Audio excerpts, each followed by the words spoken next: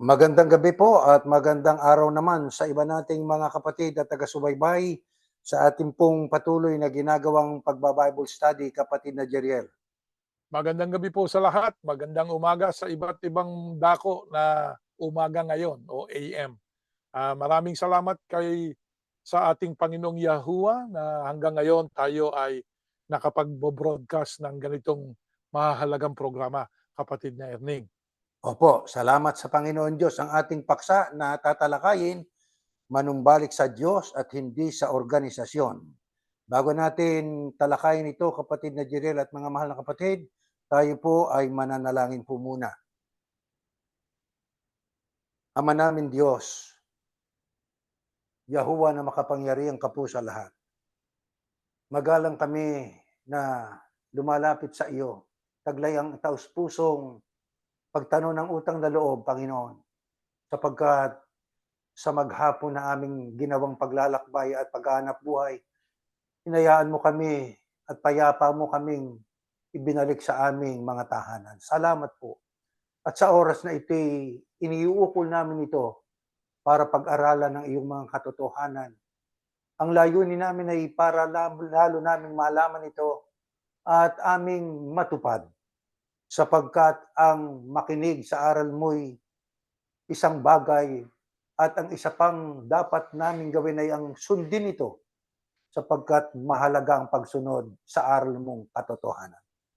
Sa aming pag-aaral ay aming hinihiling na sana'y pakisamahan mo po kami at ang aming mga kasalanan sana ay huwag maging sagwil. Patawarin mo po kami at linisin ang aming puso't isipan at sa aming paghahayag na ito, maakay kami ng pag-ibig at pagmamalasakit, alang-alang po sa kapakanan po ng aming paglilingkod sa iyo. Buong aming pag-asang iyon na pong tinanggap ang aming pakiusap. Ang lahat po'y aming hinihiling sa pangalan po ng iyong bugtong na anak, ang aming tagapagligtas, ang Panginoong Yahushua Hamasiyak. Amen. Amen. Kapatid na Jeriel, ang ating pong paksa, yan nga, ay manumbalik sa Diyos at hindi sa organisasyon. Bakit po natin tatalakayin ito, kapatid na Jeriel? Ano po bang ating Dahil mga tinanggap? sapagkat meron pong pinangangalat at pinakakalat ang mga, ewan natin kung yan ay galing mismo doon sa kanilang tagapamahalang pangkalahatan, no? Yung iglesia na dati Ah, nating pinanggalingang reliyon.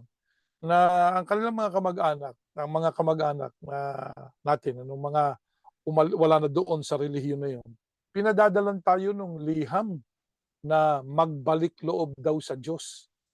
Alam niyo kapatid na Eding, napakaganda nung layunin na yun, eh.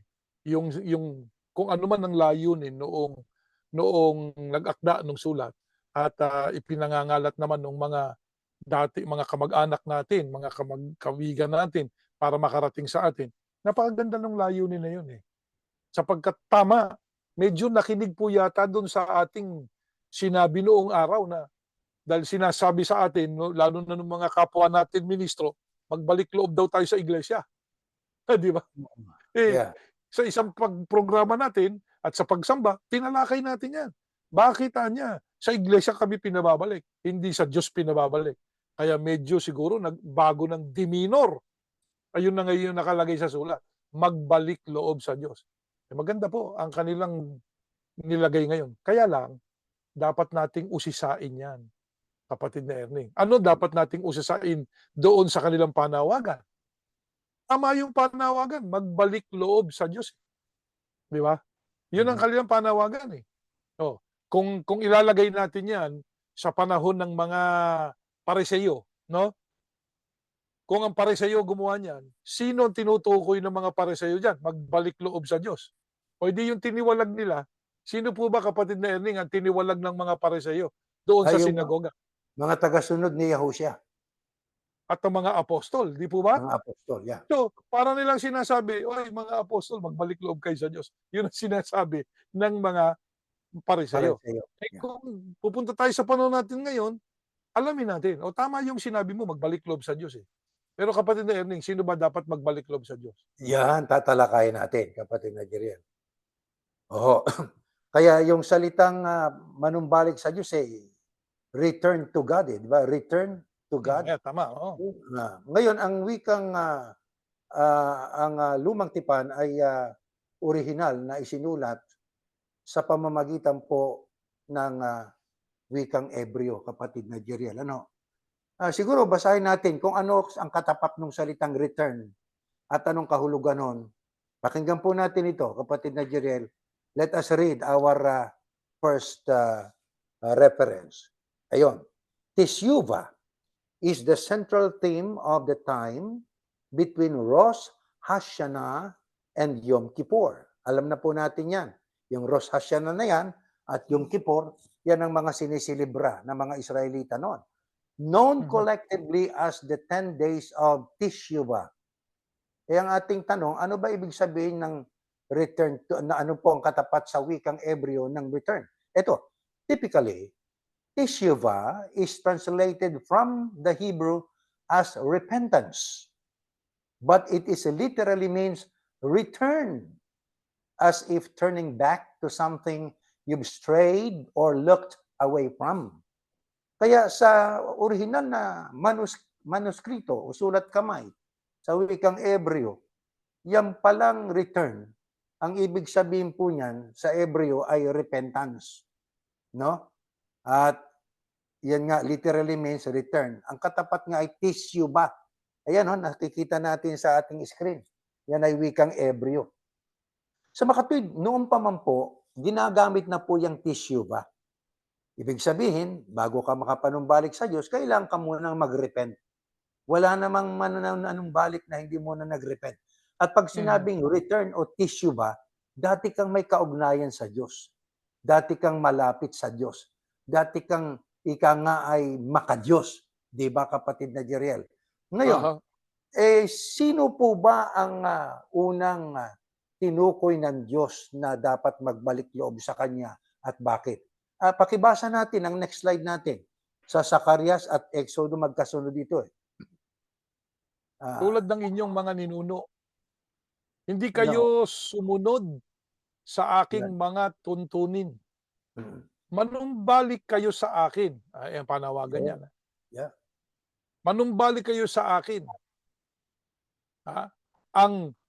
Si Yahuwah makapangyarihan at babalik ako sa inyo.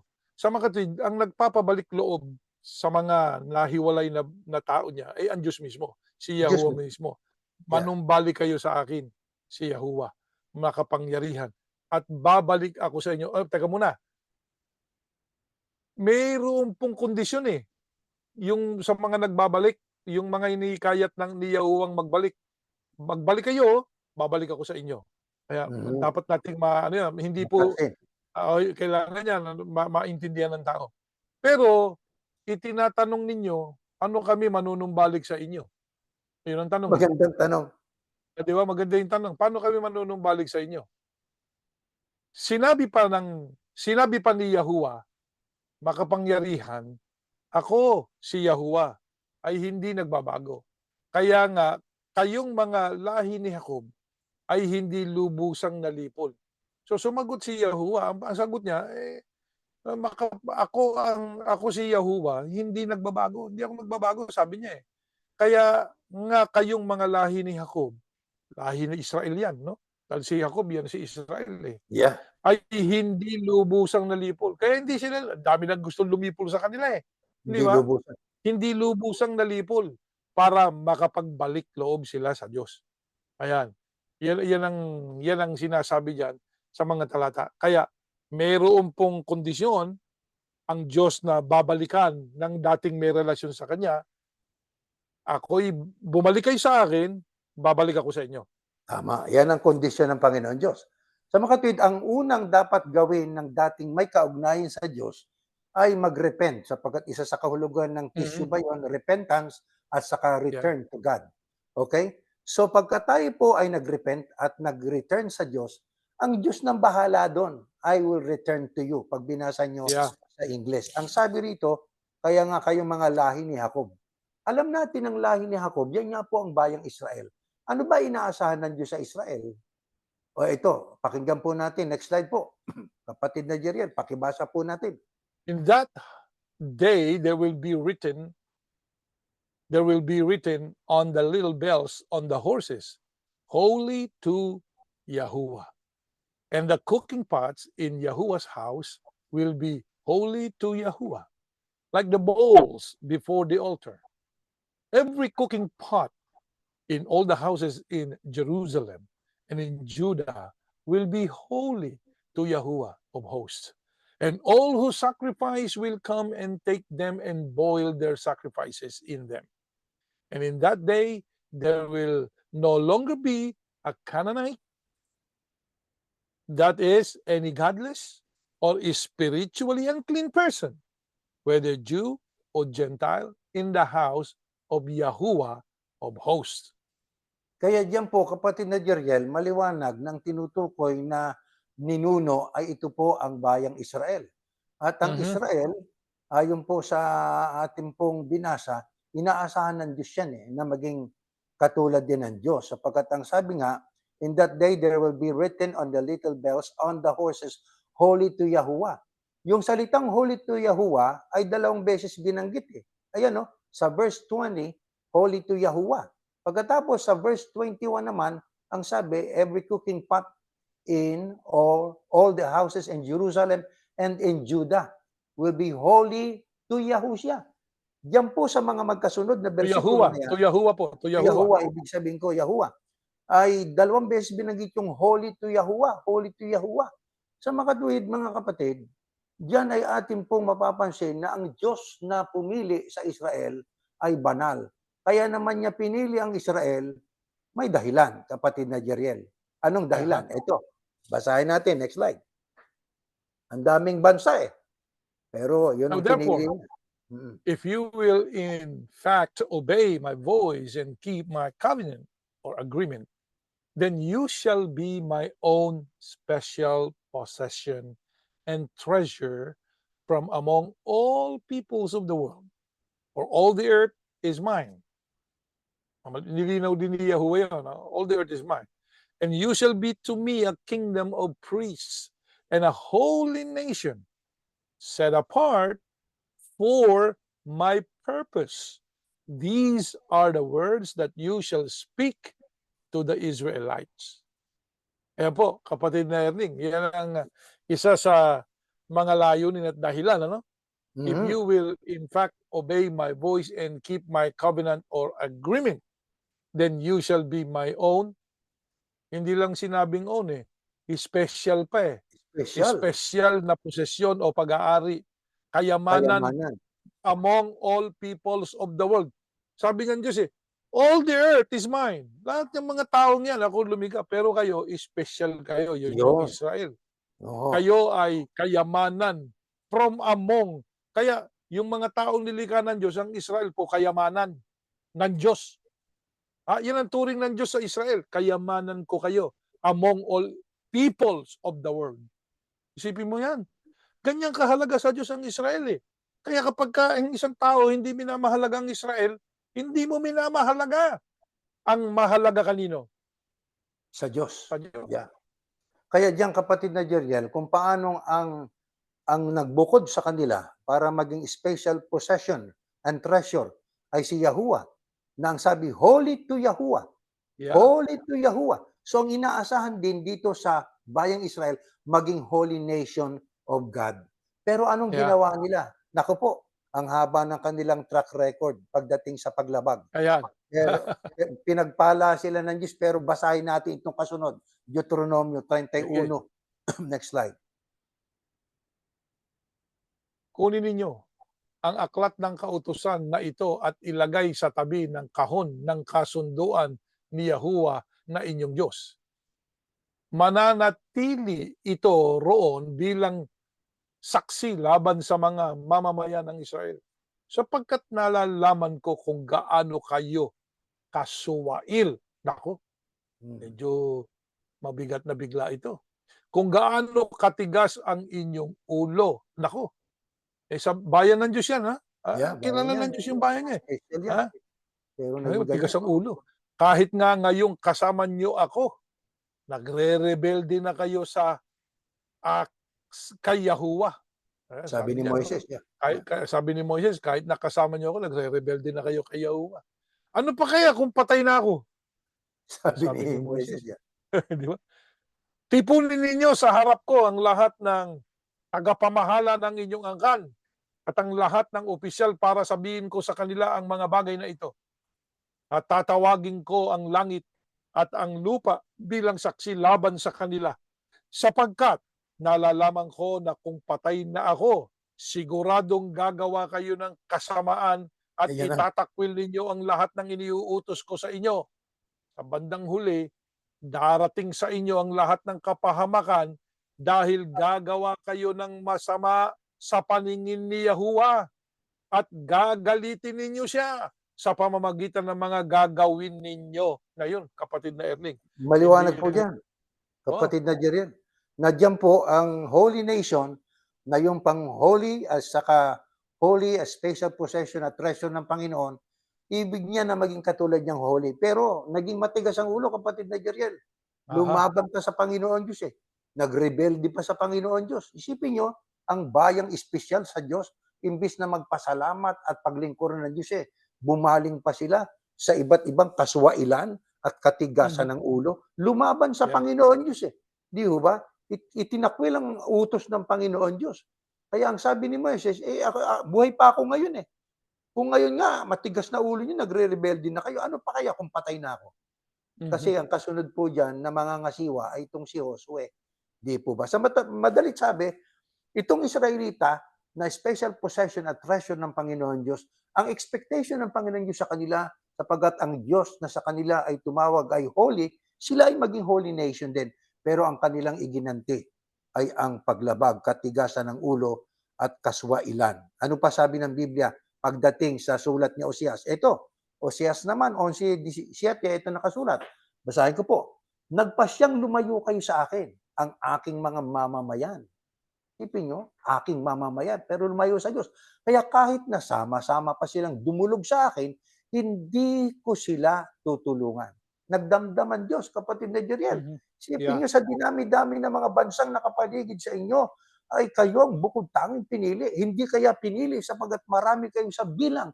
Ang totoo kayong pinakamaliit pag binasa nyo aklat ng Deuteronomio. Pero sa kabila noon, naging matigas ang ulo, nagrebelde sa Panginoon Diyos. Lumayo sila sa Panginoon Diyos. Kaya ano sabi ng Diyos? Kahayagang nagdamdaman Diyos. Kaya kahit na sama-sama pa silang dumulog sa akin, ang wika ng Diyos, hindi ko sila tutulungan. Kaya malabis. Alam nyo, kung itutuloy pa natin ang basa sa Osea 6:9, ang kanilang mga kasalanan, patuloy na lumayo sa Diyos eh. Ang mga pare o yung mga nangangasiwa sa Israel ay parang naging mga tulisan, kapatid na Jeriel. Mhm. Pumapatay, Yeah. pumapatay. Mhm.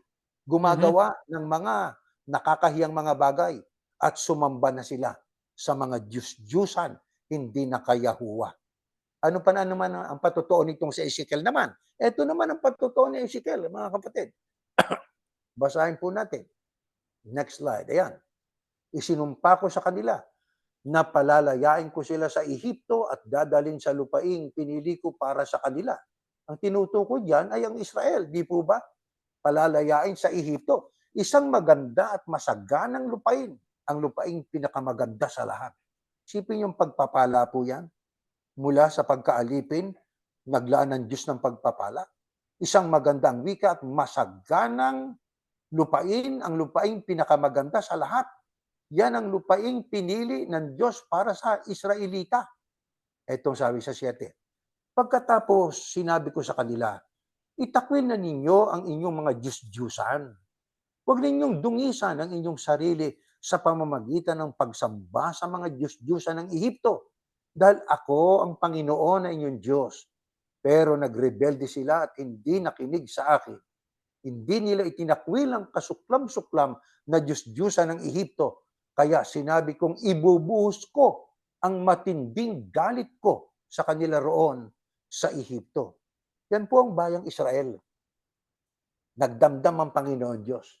Sapagkat ang Israel mula sa pagsamba sa Kanya o sa Diyos na si Yahuwah, nang sila'y nasa Ehipto, sila po ay natuto na sumamba sa mga Diyos-Diyusan.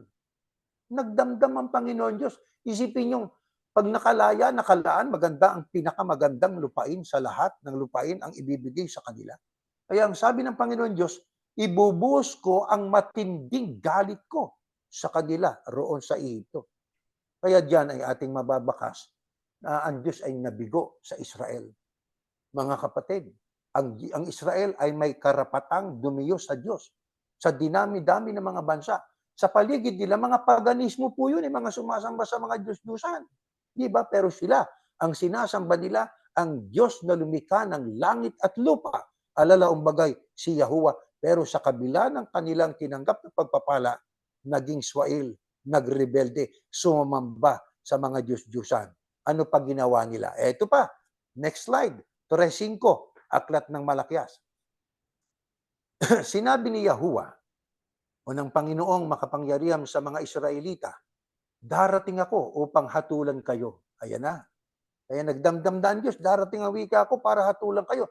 Sasaksi agad ako laban sa mga mangkukulam, sa mga nangangalo niya, sa mga sinungaling na saksi, sa mga nandaraya sa sahod ng kanilang mga manggagawa, sa mga nanggigipit, sa mga byuda at mga ulila, at sa mga hindi makatarungan sa mga dayuhan. Gagawin ko ito sa inyo na mga walang takot sa akin. Magtatanong din ako sa inyo, maaari bang nakawan ng tao ang Diyos? Parang imposible. Pero ninanakawan ninyo ako. At itinatanong ninyo, paano namin kayo ninanakawan?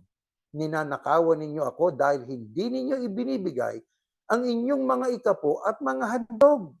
Sa ganoon, muling malulugod ang Panginoon o si Yahuwah sa mga handog ng mga taga-Huda at taga-Jerusalem gaya ng dati. Diyan po sa ating binasa, ay ating pong nabasa ang mga pagpapala na ibinigay ng Diyos sa kanila sa mga unang talatang binasa natin, pero ang mga Israelita tumanggi na sumunod sa mga utos ng Diyos, bumaling sa mga Diyos-Diyusan. Kaya sila'y hahatulan ng Panginoon Diyos. Anong ilan sa kanilang mga ginawa na yun ay sabi nga ay hahatulan ng Panginoon Diyos. Ang sabi, mga mapagkukulam, nangangalo niya, mga sinungaling na saksi, nandaraya sa sahod ng kanilang mga manggagawa, nanggigipit sa mga byuda at mga ulila, at sa mga hindi makatarungan sa mga dayuhan. Kaya ang sabi ng Panginoon Diyos talagang sila ay manggagawa na at swail na kung ano-ano nang pinagagagawa na hindi yun ang inaasahan ng Diyos na gagawin nila. Ang problema sa mga Israelita ay kung ano yung utos ng Diyos, hindi nila ginagawa. Kung ano naman yung hindi utos ng Diyos, yun naman ang kanilang ginagawa. Diyan sa bandang 8, ang sabi, magtatanong din ako sa inyo, maaari bang nakawan ng tao ang Diyos? Parang imposible. Pero paano ninanakawan ng tao ang Diyos? Dahil sa inyong mga ikapo at mga handog.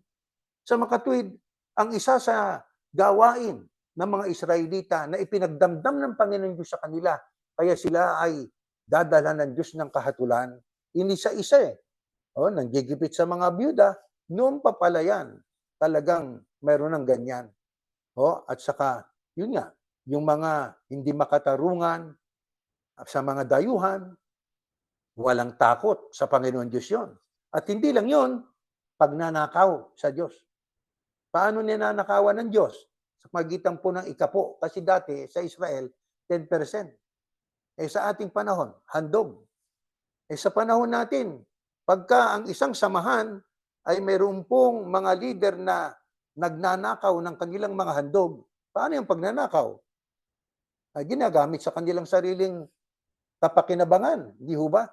Sabi nga ang handog ay para sa gawaing makadiyos. Pagka yung handog na yan ay yung kinuha at ginamit mo sa pansarili mo o sa iba't ibang hindi makadiyos na paraan, pagnanakaw sa Diyos yan. Di Kapatid ba? Nernig, Mm. yan pong handog sa panahon natin. Pinag-aralan na natin noong nakaraan, no? Na Mm. ang mga handog maging sa panahon ng mga apostol, hindi nakalaan para ipagpatayo ng mga Kapilya. di umano'y bahay daw ng Diyos Bahay na daw ng doon Diyos. nagdako ng sambahan. Hindi ho nakalaan doon, kundi nakalaan sa pagtulong lalo na sa mga ulila at sa mga byuda. Ito, malakyas pa 'to, mga byuda at ulila. Kaya ang mga apostol, maging ang ating Panginoong Yahushua, sa pagtuturo niya tungkol sa paghahandog, nakalaan din sa mga ulila at saka mga byuda. Byuda, yeah. Pero nung tumalikod na, kapatid na Erning, yung mga handog na yon, ginawa pong para magtayo ng mga gusali. Ang yung nauna diyan, yung mga nagtalikod sa iglesia, yung Iglesia Katolika. Kaya ang dami Mm. nilang magagandang katedral, simbahan. Tapos nung mabiyak yan sa dalawa, naging North at saka South na, no? Dahil Mhm. kay Martin Luther, Yeah. isipin nyo, gumaya rin yung mga protestante. Nagtayo din ng mga kapilya. O Kapilya. pagkatapos, lumitaw na sa malayong silangan, yung talagang natalikod na iglesia. Di ba? Lumitaw na. Ganun din ang ginaya. Ako, walang pagkakaiba doon sa Katoliko, sa Protestante, sa Sinehova at Iglesia ni Cristo. Pare-pareho. Yung handog, hindi ginamit sa kaukulan. Ayan, Tama, kapatid. tama. Hindi sa godly na way. At Oo. sapagkat yun ang purpose ng paghahandog sa isa para magugol sa isang banal na paraan, di ba? Maka-Diyos na Yes. paraan. Alam niyo pagka ginawa ng mga Israelita ang magbalik loob sa Diyos, sabi sa 4, sa ganoon muling malulugod ang Panginoon o si Yahuwah sa mga handog ng mga taga-Huda at taga-Jerusalem gaya ng dati. Kaya gaya ng dati. Kasi dati maganda ginagawa nila eh. Matino Yes. sila, maayos ang kanilang relasyon sa Diyos eh. Nung sila tumalikod, kailangan magbalik loob. Pag nagbalik loob sila, sa ganon, muling malulugod ang Panginoon sa kanilang mga Mhm. handog at sa mga taga-Huda at Jerusalem. Gaya ng dati. Kaya nga tissue ba, di ba? Repent and return to God. At muling Yeah. matutuwa at magagalak ang Diyos. Kung ayaw, pinagmatigas ang leeg. Bakit? Nanghihinayang Bakit? Ang daming property, milyones bilyones. Yeah. Eto sabi, 29:1, next slide. Pinapagmatigas, ayaw magbalik loob Ang madalas masaway. Hindi lang, kaya nga tayo, wala tayong linggo na hindi tayo sumasamba. Wala tayong linggo na dumadaan na hindi tayo nagba-Bible study. Yan ang paraan ng pagsaway ng Diyos sa tao Yung iparating yung aral niya di ba? Ang madalas na masaway na nagpapatigas ng kanyang leeg, biglang mababali at walang kagamutan. Ayan. Mhm. Pagka pinagmatigas ang leeg, ayaw makinig, ayaw magbalik loob, tuloy dun sa kanyang kasamaan. Kasi yung kasamaan, nag-i-enjoy yung tao Di ba? Yung Yeah. kaswailan, nag-i-enjoy ang tao doon. Doon sa mga ginamit na mga paraan nila para sila ay mag-amas ng kwarta. Ginagamit ang Biblia, sarap na sarap sila sa buhay na ganoon. Dami nilang utusan, utos dito, utos doon. Hari nga No, imbis na maglingkod, sabi nga servant leader, dapat yun ang titulo, servant leader, servant na leader, 'di ba? Tagapaglingkod na tagapanguna. Hindi yung tipi, 'di ba? Ano yung tipi? Tagapamahalang pangkalahatan. Hindi mo naman titulo yun Sabi nga pakisoli na bago mahuli lahat. Pakisoli Yeah. sa talagang legal na may karapat at owner niyan. Sino? Si Yahushua. Yeah. Ngayon ito, ano-ano pa ang mga kasamaan na ito ay dapat na makatawag ng pansin sa mga taong nakikinig. Na kung sino man ang gumagawa nito, dapat magbalik loob. Return to God. And God will Mhm. return to you. Ito po, next slide. Pakibasa po natin. Hindi kami tulad ng marami riyan na ginagawang negosyo ang salita ng Diyos para magkapera. Ayan. Ito, pahayag po ni Apostol Pablo. Sabi ni Pablo, hindi kami tulad ng marami riyan na ginagawang negosyo ang salita ng Diyos para magkapera. Ayan. Mhm. Ha? Alam namin nakikita kami ng Diyos. Kaya bilang mga mananampalataya ng Kristo at sugo ng Diyos, tapat naming ipinangangaral ang kanyang salita. Yan ang number one. Yan. Ha? Si Pablo Dapat. po may pahayag niya, no? Hindi kami. Mhm. Salita po ni Apostol Pablo yan. Ang sabi niya, hindi kami nagninegosyo para, sabi niya, hindi namin ginagawang negosyo ang salita ng Diyos para kami magkapera. Di ba? Mhm. Oh. Tuloy natin. Mateo 5:44. Ngunit sinabi ko sa inyo na mahalin ninyo ang inyong mga kaaway. at ipanalangin ninyo ang mga umuusig sa inyo. Yan pa isang tagubilin. No? Tagubilin pa rin yan. Mahalin ang kaaway at ipanalangin ang umuusig sa inyo. Okay, Mateo 15:4. Halimbawa, sinabi ng Diyos, igalang ninyo ang inyong mga magulang. Ayan pa isang tagubilin. At ang lumapastangan sa kanyang mga magulang, dapat patayin. Ha? Hindi natin gagawin yun dapat patay sa panahon natin ngayon. Ano? Pero ang kamatayan dyan, na sinasabi, kamatayan na yan ng Spiritual. Diyos ang pataw di ba? Ngayon, iyan ang mga tagubilin.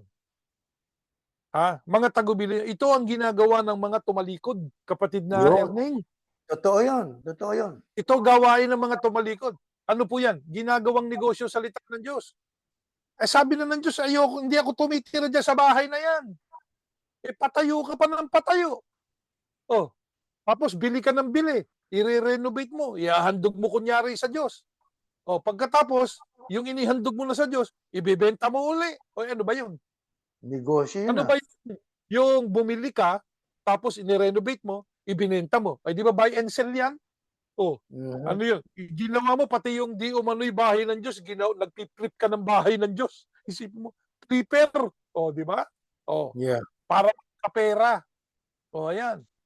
Ayan ang ginagawa Nung iba, ginagawang negosyo ang salita ng Diyos. Sinasabi sa mga tao, mga kapatid, kailangan natin ito. Kailangan natin ipagpatayo ang Diyos ng kanyang bahay sapagkat doon totoong nalulugod ang Diyos. Sabi niya kalulugdan niya pag umakyat tayo sa bundok. Brother, hindi para sa atin yung utos na yon. Utos yun sa Israel. Pagkatapos na magiba, yung unang templo na giniba ng mga taga-Babylonia. Kaya gusto ng Diyos ipatayo uli. Kaya pumayag naman yung hari ng Persya, sige, pumunta na kayo uli sa Jerusalem, itayo ninyo uli yung templo. Kaninong panahon yan? Panahon ni Hagay. Yeah. Panahon ni Hagay. Kayo ba nasa panahon ni Hagay? Hindi para sa iyo yan. Hindi para sa inyo yung utos na yan. Ang utos sa panahon natin, yung utos ni Yahusha, ang sabi ng Diyos, hindi ako tumatahan sa bahay na gawa ng kamay ng tao. Bakit? Tayo ng templo ko Sabi ng Diyos, kayo ang aking templo. Huwag niyo sisirain yung templo na yan. Bakit? Pag sinira ninyo yung templo na yan, sa pamamagitan ng pagtuturo nyo ng mga corrupted na ebanghelyo, gigibain ko kayo, sabi ng Diyos. Yeah. Kaya yan ang gawain ng mga tumalikod. Ang mga tumalikod simula sa Iglesia Katolika, di ba? Nagtayo ng mga katedral, simbahan. At dyan sa Pilipinas, yung Santo Tomas, di ba? Yung Santo Tomas na yan. Yan itinayo sa pamamagitan po ng mga slave. Yung in-enslave nila, walang bayad. Libre. Kasaysayan yan. Ayan ang mga ginagawa. Bakit naman sumunod yung mga Pilipino roon? Kasi nga, sa paniniwalang kabanalan daw yon. Alam naming nakikita kami ng Diyos, kaya bilang mga mananampalataya ng Kristo at sugo ng Diyos, ano sabi niya? Dapat naming ipangaral ang kanyang salita. Tapat naming ipangaral. Kaya Tapat? yung hindi tapat na ipinangangaral ang salita ng Diyos, yung pinipilipit. Katulad Distorted. ng Mateo 18:18, kapatid na Ernie. Pinilipit. Yung Mateo 28:18, pinilipit. At iba pang mga talata para sa sarili nilang kapakanan. At sabi pa dyan, sa Mateo, sabi nga, ibigin ninyo kaaway nyo, ipanalangin ninyo umuusig sa inyo. Pagka ba nananalangin, kapatid na Erling, dapat bang manalangin ka ng ikasasama ng kapwa mo? Ba, hindi. Hindi dapat. Dapat ikabubuti. Yun ang dapat magbalik loob sa Diyos, yung ganun ang panalangin, na ang ipinananalangin, yung pong ikasasama ng kapwa nila. Sino ba nanalangin ng ikasasama ng kapwa nila? Alam ko, meron akong alam. Ako din. Huwag na lang natin banggitin yung pangalan, pero yung panalangin, banggitin natin. Ano po panalangin? Lipulin mo sila. Puksain mo sila. Ama, inutusan ko ang Ama. Yan ang dapat magbalik loob sa Diyos. Ayan, yan mga magkakasama na yan, dapat magbalik loob sa Diyos yan. Ipanalangin niyo umuusig sa inyo. Kung inaakala ninyo na ang aming pagpuna sa inyong pananampalataya at inyong itinuturoy pag-uusig sa inyo, ipanalangin nyo kami. Di ba? Ipanalangin nyo kami, hindi para malipol, kundi para lalong tapat na maipangaral ang mga salita ng Diyos. So, ito pa isang halimbawa ng mga dapat Yeah. magbalik loob sa Diyos. Yung hindi gumagalang sa magulang, kapatid na Erneng. Totoo yun. Isipin mo, ha? Itinakwil mo magulang mo. O, pinabayaan mo yung magulang mo sa kanyang katandaan. Ha? Tapos yung mga kasama mo, pinraise ka pa. Mas mahal Mhm. niya ang iglesia kaysa sa pamilya niya. Aba mali, Yeah. dapat unahin mo muna pamilya mo eh. Ano Mm. katunayan? Gawa 20:28, ingatan ninyo kung gano'n ang inyong sarili. Sarili mo muna, bago Yeah. yung kawan. Ano po ba yung kawan, kapatid na Erne? Yun ang iglesia. Yun ang kalipunan ng Kaya Katoliko. uunahin mong mahalin ang sarili mong iyo, yung sambahayan mo, ikaw, mahalin mo sarili mo. 'Di ba? Mahalin mo ang sambahayan mo at mahalin mo ang kawan. Magkakasunod 'yan eh. Eh Yeah. sinasabi nila, mahalin niya yung iglesia kaysa sa pamilya niya. Aba mali. Fallacy yung sinasabi. Galang niyo, sabi ng Biblia, ang inyong mga magulang at ang lumapastangan sa kanyang mga magulang, eh, ayaw nating gawin yung huli na yun kapag hindi natin Yeah. ang Diyos ang bahala do'n, hindi po ba? Yeah. Hmm. Ngayon, ito pa, next slide pa. Ito pa yung mga gawain ng dapat magbalik loob eh. You shall not hate your brother in your heart, but Mhm. you shall reason frankly with your neighbor, lest you incur sin because of him. You shall not take vengeance or bear a grudge against the sons of your own people, but you shall love your neighbor as yourself. I am Yahuwah. Let all bitterness Mhm. and wrath and anger and clamor, perpetual animosity, resentment, strife, fault finding, and slander be put away from you, along with every kind of malice, all spitefulness, verbal abuse, malevolence. Ibig lang sabihin, kapatid na Jeriel, do not hate your brother in your heart. Eh, ang tagubilin eh, yung mga itinitiwalag, brother din yun eh. Eh, di ba? Eh, sa puso nang galing ang kanilang hatred, eh, yung pote. Kaya sa circular, wag babatiin. Yun naman ang sinusunod ng mga miyembro. Oh, di ba? Eh, ang sabi nga, wag kang maghigante sa iyong kapwa, wag kang mag-harbor ng masama ng loob sa iyong kapwa. Di ba? Eh, ang nangyari, ganyan ang nangyari sa kanila, kapatid na Jerel eh. Sino man ang mayroong puot sa kanyang kapwa, kayo ang dapat magbalik loob sa Diyos. Ayan, tama. O, magbalik loob Tama kayo sa 'yan. Diyos. Kaya kung meron dapat magbalik loob sa Diyos, kayo. Ano po? Hindi Sapagkat kami. kami wala kaming puot sa inyo. Mahal namin kayo. Pinananalangin namin kayo na sana'y magkaroon kayo ng kapayapaan, magkaroon kayo ng kalayaan. Ayan. Pero hindi ho kami napupuot sa kanino man. Pero Mhm. pupunayin natin, maling aral, kapatid na Erneng. Tama, yes. Hindi ko Oo. pumupuna kami sa maling aral sapagkat ang sabi doon, yung tunay na sa Diyos, ipinangangaral ng tapat ang mga salita Oo. ng Diyos. Hindi para kumita ng pera, ha? Hindi para Yeah. yumaman. Eh pagka tinignan niyo ang marami ngayong mga di umano'y pastor, naku, ang dami-daming kayamanan. May mansion, ha? Yung mansion may swimming pool pa. Oh, naku, 'di ba? May eroplano, may helicopter, ang daming kotse. May mga driver pa, may mga security pa. Iisipin mo 'yan, ha?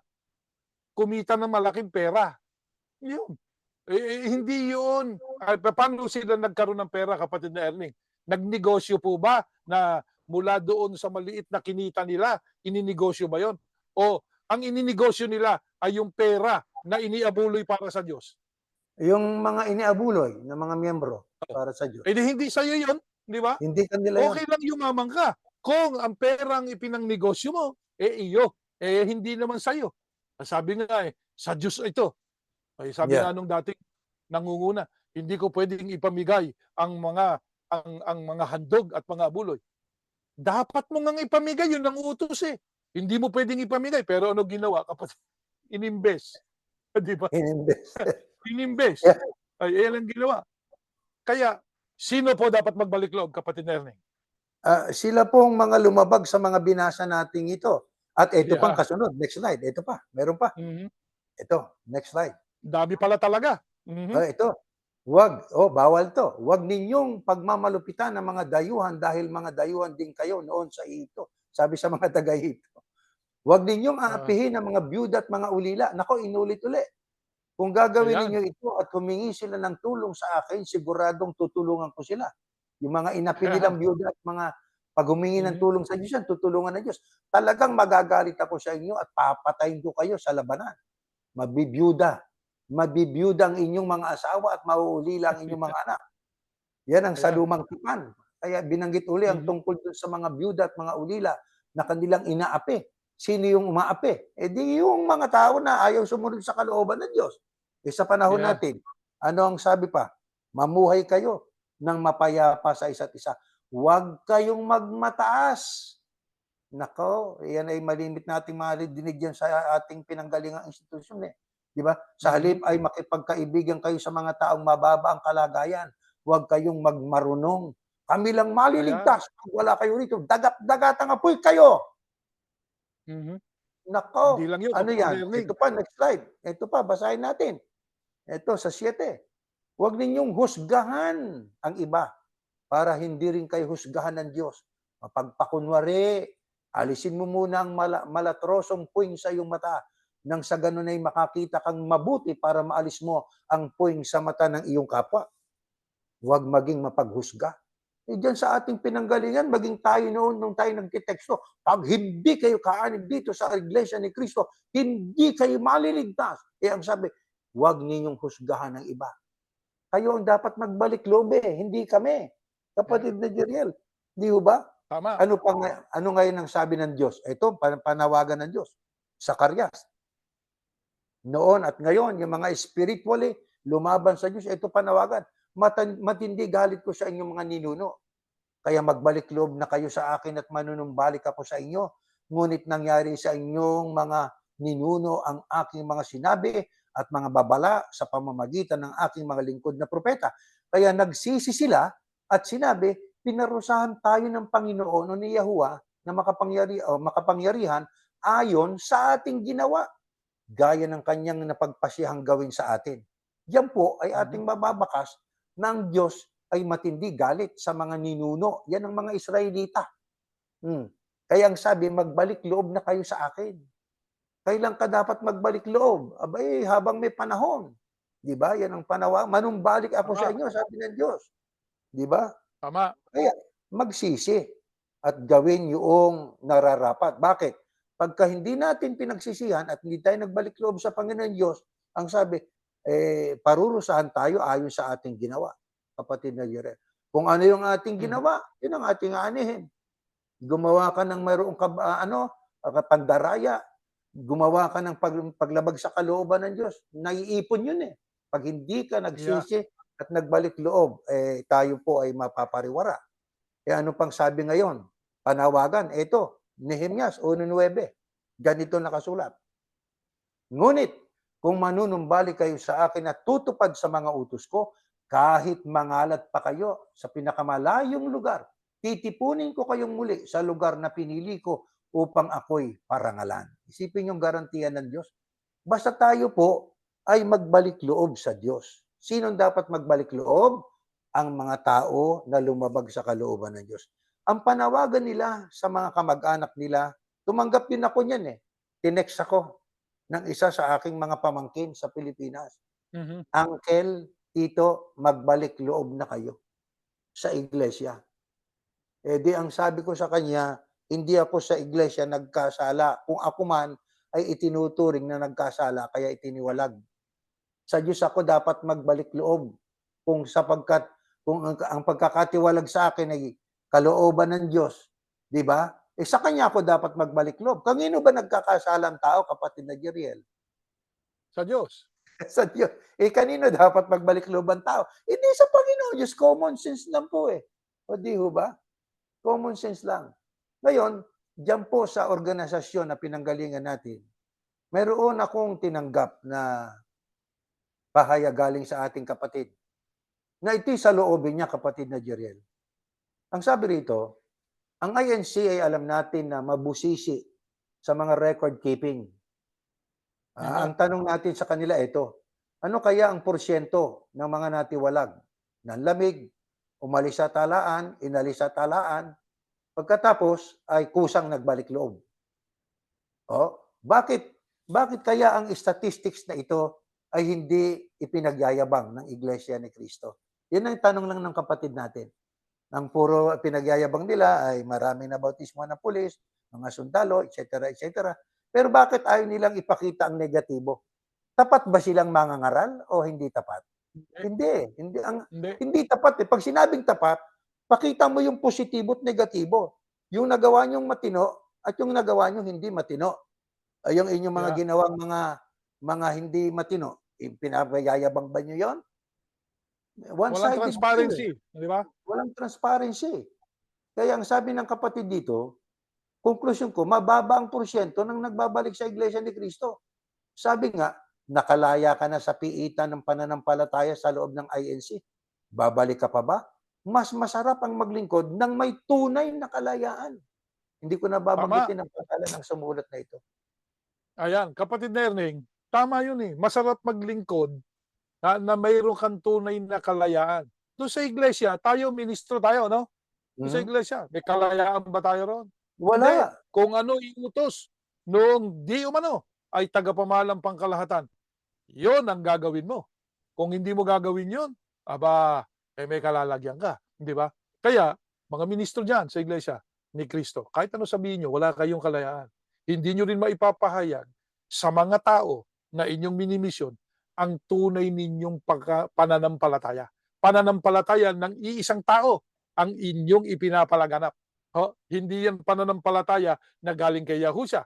Yan ay pananampalataya ng iisang tao o iisang sambahayan o iisang pamilya. Yan ang inyong pinalalaganap. Ang totoo, sino sa inyo ang gumawa ng leksyon? Wala.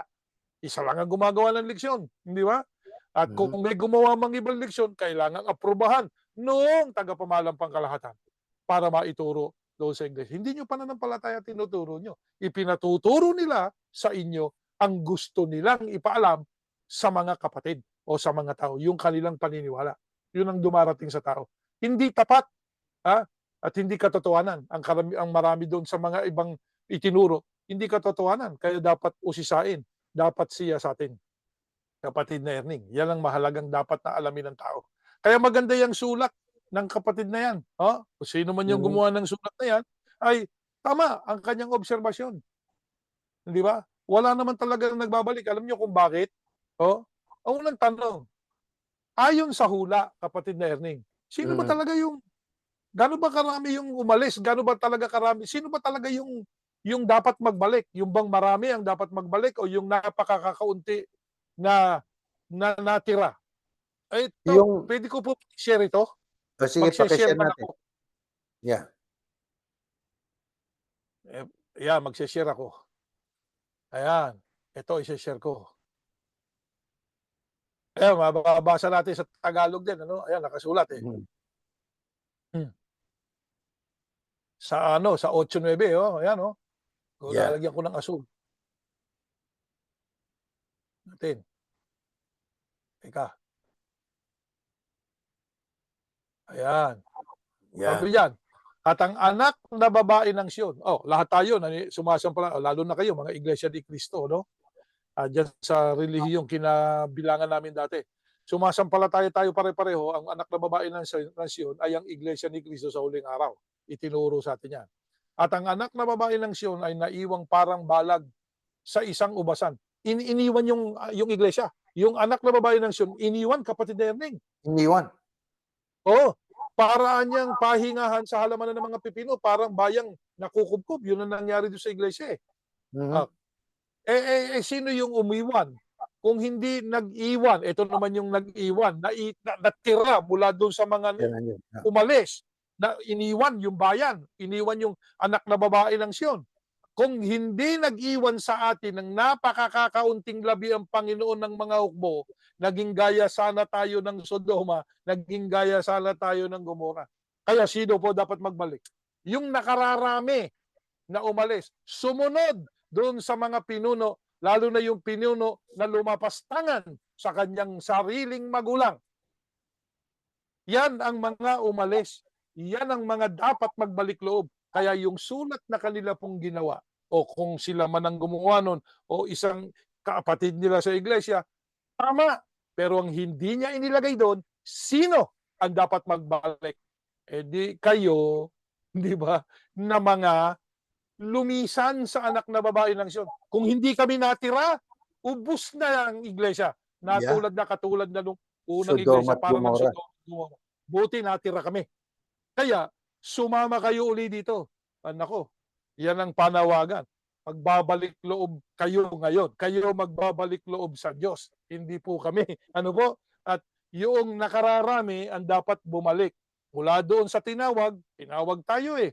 O, kaya lang, kokonti pa yung hinirang, kaya kailangan bumalik ang marami para mahirang kayo na makakasama doon sa pagsalubong sa ating Panginoong Yahushua, kapatid na Erning. Yan, maliwanag yan. Tapos ko na pong i-share yan talata.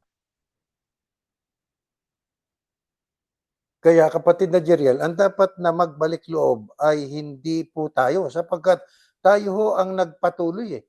Tayo ang Tama. kabilang doon sa itinira ng Panginoon Diyos eh, na magpapatuloy sa prinsipyo at paninindigan sa matapat na pangangaral ng Ebanghelyo. Kaya Mhm. sila ang dapat magbalik loob, eh yung mga binasa nating mga wag, wag, wag, wag, wag, wag, eh yun naman ang ginawa nila, sige, sige, gawin niyo yan. Kaya silang dapat mag-return to God eh. Return to me, God's calling is return to me and I will return to you. Kaya Yan. ang inisyatibo ay manggagaling po sa inyo. Huwag po kayong padadala doon sa mga pangangaral na may kalakip na pambobola. Na yung salitang pambobola Yeah. nasa Biblia yun eh. No? Yeah. Binobola, pambobola. Pag Yeah. sinabing pambobola, yung itinuturo, walang katapatan. Yung itinuturo, yung pabor lang sa kanila. Yung itinuturo, yung dinidistort yung talata para pumabor sa gusto ng isip nila. Kaya hindi Mhm. tapat. Kaya habang may pagkakataon, kailan yung panahon? Sabi sa aklat ng Korinto, ngayon ang panahong ukol, ngayon ang araw ng kaligtasan. Hanggat may buhay at Yeah. lakas. Eh, ang gulo na ng mundo, kapatid na Jeriel eh. Maya-maya, may digmaan Sinabi ng mo. Third World War eh. Nabibigla na Yeah. lang ang tao. Kailan pa kayo magbabalik loob? Magsiyasat naman kayo, mga kapatid, Yeah. mga Kasi kaibigan. nga, ayaw magtanong eh. Ngayon, kita nyo ano sinasabi ng inyong pinuno? Ano sinasabi ng inyong pinuno? Yang inyong tagapamahalang pangkalahatan na kanyang laging sinasabi sa inyo, "O, huwag kayong makikinig doon sa mga rebelding ministro." Mm. Okay. Pero ang ating Panginoong Yahushua sabi niya, "O ayan, yung mga tagapagturo ng ano, ng kautusan ni Moises, pakinggan niyo yung mga yan, pero wag niyong gagawin yung ginagawa nila."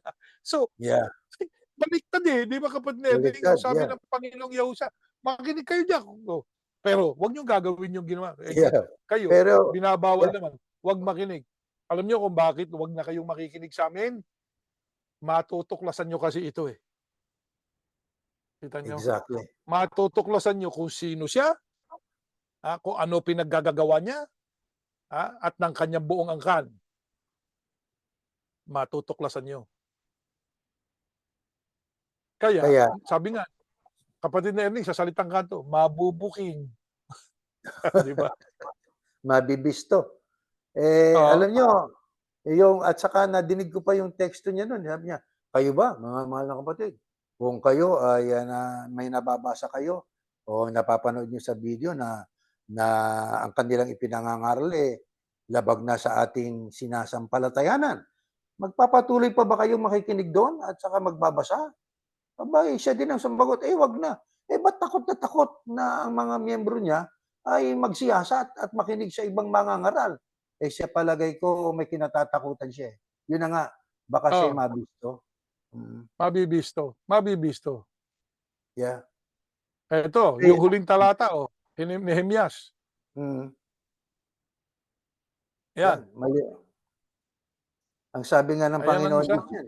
Yeah, manumbalik na kayo sa akin at tutupad sa mga utos ko. Yun ang panunumbalik Ayan, eh. Di ba? yeah. Is you ba repent and return to God at gawin natin ang kalooban na ng Diyos. Eh dito kalooban na ng Diyos ang sinusunod namin. Siyasatin niyo kung kalooban nga ng Diyos. Kalooban ba ng Diyos? Magkaisa sa pagboto? Nasa Biblia ba yun? Hindi. Ang pinag-uusapan doon ay pagbabayad ng buwis. Kung doktrina yang tungkol sa eleksyon, eh bakit sa Pilipinas lang? Ba't sa Amerika hindi niyo pinatutupad? Eh ang sabi ng mga Panginoong Yahushua sa mga apostol, sige humayo kayo sa buong sanglibutan, ipangaral yung ebanghelyo sa lahat ng kinapal. sa buong sanglibutan. Oy, bakit naka-restrict lang, naka-confine lang ang magkaisa sa pagboto sa Pilipinas? Hindi doktrina. Ano yun? Ano lang nila tuntunin na ginagawang doktrina sa Pilipinas. Para ano? Para makakuha ng malakas na boto at magkaroon ng clout doon sa sino mang iboto nila. Yan ang totoo kapatid na Jeriel. Kaya dito sa Totoo yan. Amerika, ang nililingap nila yung fire department, kasama din ako dati. Nililingap yung Sabi nga, police station, nagpapalakas sa mga isipin mo police. Hmm. meron milyon-milyong dolyar na allotment yung mga taong yun. Ha? Oh yeah, Bakit yung lilingapin mo? Ang daming mahihirap. Sa members lang nila, isang katutak ang mahihirap eh. exactly. O, di ba? Ba't di yun ang damayin nyo, tulungan nyo? Igawa nyo bahay. Sabi nga, kung ibebenta lang nila lahat, kapatid na Erning, lahat ng property nila, pati yung mga kapilya nila at gagawin nila itong ginagawa natin, bawat miyembro nila may bahay na sarili. Exactly. Totoo yun. Mhm. Hindi, pagka nakaupo ka na sa kayamanan Kaya kahit na hindi totoo, kahit na lihis na sa katotohanan, masarap na buhay mo, ba't pa ako aalis? Sabi nga, nasa Yeah. ka na, nasa kama ka na, ba't ka pahihiga doon sa sahig? Di ba? Ayun. Ganun ang mga katwiran nila na labag sa kalooban ni Diyos pero tayo mga kapatid, kaya natin pinag-aaralan ito kasi ang dapat magbalik loob ay hindi tayo. Tayo po ang nanindigan sa panig ng Panginoon Diyos. Sila po ang umalis at sumunod sa leader nila. Silang dapat magbalik loob. Sana matawagan ng pansin. Mga tagapamahalan ng distrito, mga retired na mga ministers, magbalik loob na kayo sa pagsunod sa utos ng Panginoon Diyos. Tumakas na kayo diyan sa aral ng tao, aral na distorted at twisted po. Huwag kayong magagalit. Yeah. Sabi nga, ito ating tinatalakay, akay ng pag-ibig, sapagkat ang pag-ibig ay naghahayag ng tama, nagmamalasakit sa Kasi kapwa. madali lang naman subukin eh. Ako, marami akong nakausap na mga iglesia ni Cristo eh. Ang una kong tanong, sige nga, patunayan mo sa akin yung pananampalataya mo. Saan nakasulat yung sinasabi mo? Di ba? Ministro pa nga yung isang tinanong natin eh. Yeah, Saan tinanong nakasulat natin. yan? Oh, Ang hindi niya mabasa. Wala kasi sa Biblia. Sa mga katwid, yan lang. Kayo po na mga nariyang naiwan, yung ibig sabihin, hindi naiwan, kundi mga umalis. Kami yung naiwan eh. Kayong mga umalis. Ano po? Yan ang po inyong gawin. Tanungin ninyo ang inyong pananampalataya. Kung gaano talaga kalinaw yang itinuro sa inyo. Yeah. Bueno, kapatid na Jerel, umaasa tayo na itong ating ginawang ito ay sabi nga ni Pablo, ay hindi nyo ko naging kaaway dahil sa pagsasabi ko ng katotohanan. Totoo. Sa mga taong open-minded ay lalo sa Amerika ay ipagpapasalamat natin ito sa Panginoon Diyos sapagkat nadidinig natin ang hindi natin nadidinig doon nung tayo nandoon pa. Tayo po'y manalangin po muna mga mahal na kapatid. Ama naming Yahuwah, marami pong salamat sa iyo. Patuloy kang nahahabag sa amin. Patuloy mong minumulat ang aming mga kaisipan upang magampanan namin ang nais mo na gawin ng lahat ng tao. Ang Amen. mga nahiwalay sa iyo, inisa-isa mo kung sino-sino sila at kung Opo. ano-ano ang mga ginagawa at inuugali ng mga taong humiwalay sa iyo. Ama, nakita namin kung sino-sino ang talagang humiwalay sa iyo. Ang Opo. aming pakiusap, sana makapagbalik loob pa sila habang may panahon. Opo. Tulungan mo po sana na ang programang ito ay makapasok sa bawat tahanan ng Opo. aming mga kaibigan, mga kamag-anak, mga mahal sa buhay upang masiyasat nila ang iyong mga kalooban. Amen. Sumasampalataya kami na patuloy kang mahahabag sa amin at patuloy mong ipagkakaloob ang iyong pagpapala. Inihiling namin ng lahat sa pangalan ng Panginoong Yahusya na aming tagapagligtas. Amen. Amen. Erning, good night po sa inyo. Good night po mga kapatid, sa kapatid na Good night Jeriel po sa at inyong sa lahat. lahat ng mga panahon Until natin. next week. Okay, bye-bye.